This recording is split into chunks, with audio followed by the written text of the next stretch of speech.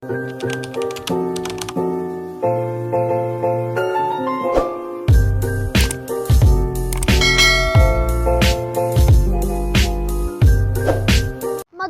gabi mga bata. Ako nga pala si Roy Sidfred Villagas, mag-aaral ng Grade 4 Section 1. So ngayon, babasahin natin ang talambuhay ng mga bayani. Isinalaysay o itinipon at isinaayos ni A.B. Ardas. So ngayon, ang una nating babasahin na bayani ay si Jose Protasio Rizal. Si Jose P. Rizal ay isinilang noong ika-19 ng Hunyo, taong 1861.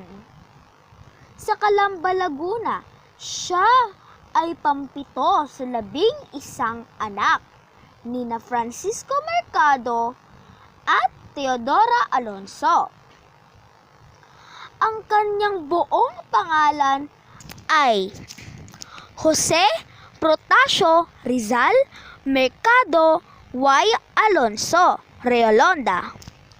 Bukod tangi siya lamang sa magkakapatid ang gumamit ng apelyedong Rizal.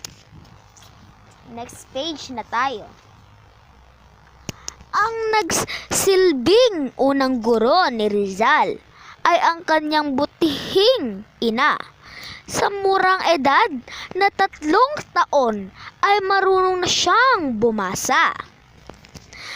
9 na taon siya nang mag-aral sa Binan, Laguna sa eskwelahang pinakamahalan ni Justiniano Cruz.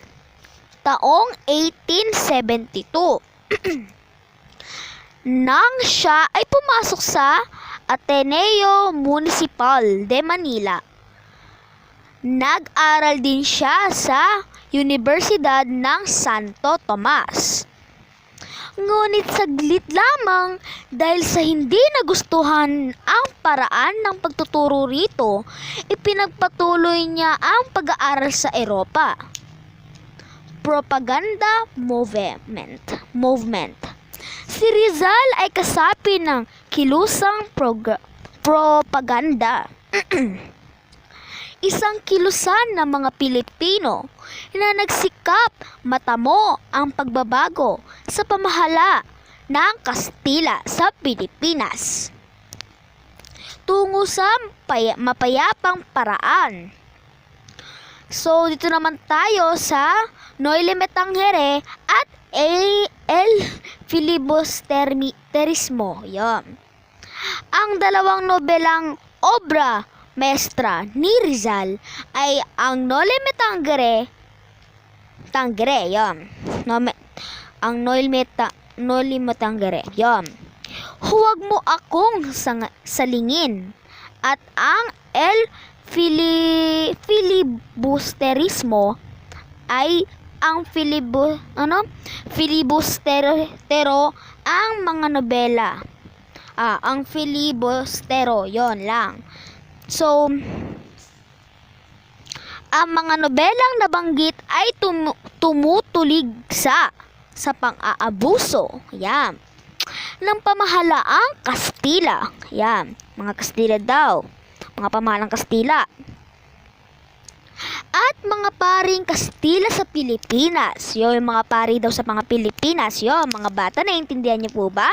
So, pagpatuloy din po natin ang ating pagbabasa. So, saan nga ulit tayo? Yan. Paring Kastila sa Pilipinas. Ang mga nobelang ito ang naging dahilan upang ituring na kaaway si Rizal. Parang itinuturi daw ng mga tao na kaaway daw si Rizal. Yan. Ng mga Kastilang namamahala sa Pilipinas, at siya ring naging mitsa ng kanyang maagang kamatayan. So, yun daw yung naging mitsa ng kanyang maagang kamatayan dahil sa ginawa niyang ganon. So, next page. La Liga Filipina. Noong ika-3 ng Hulyo taong 1892, itinatag niya ang kapisanang La Liga Filipina. So, sa next na po namin yun itutuloy yung kwento na yon. So, maraming salamat sa pakikinig mga bata. Sana mag-aral kayo ng mabuti at lagi nyong huwag kakalimutan ang ating mga binasa. Kung may mga tinanong ang inyong teacher, sino yung ating mga pambansang bayani, huwag nyong laging kakalimutan yun. So, tatalakayin natin to lahat ng kwentong ito. Kaya, kung meron kayo natutunan sa akin, i-comment nyo lang. At maraming salamat mga bata sa pakikinig at walang anuman. At thank you sa panonood ng video na to. Maraming salamat. Paalam! Alright, come on!